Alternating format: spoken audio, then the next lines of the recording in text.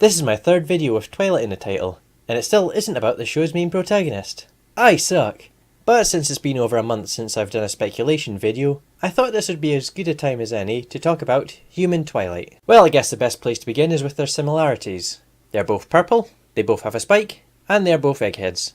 I know there are likely more similarities, like Shining Armour is her brother and Cadence is her sister-in-law, but at this time, the first three are more relevant. Now the differences. In the human world, there are no Pegasi, Unicorn or Alicorns, which is why human Rainbow Dash does sports rather than flying.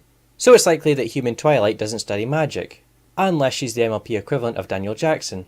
And anyone who got that reference, you're awesome. But for those of you who didn't, in the 1994 film, Stargate, Dr. Daniel Jackson was an archaeologist who believed that Egyptian, Inca, Mayan and all the other pyramids around the world were in fact landing pads for alien spaceships, which got him laughed at by the scientific community as a conspiracy theorist. So how does this translate into MLP?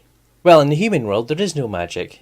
The only times there's been magic is when Twilight's element of harmony was used to defeat Sunset's shimmer, and again when rainbow power was used to defeat the sirens in the Battle of the Bands. And if someone in the area believed in magic and was looking for it, they'd likely pick it up. Similar to how Kathleen Langford hired Daniel Jackson to work on the Stargate. So for all we know, the third Equestria Girls film could have human Twilight going to Canterlot High looking for the magic she picked up, and ends up discovering the portal to the Pony World. I know a lot of people in the fandom will think that would be great news, but I'm not so sure. Because it would be cool to see the human characters go to the Pony World, but I always thought they would do that in this series, and I would like to see more of the human world.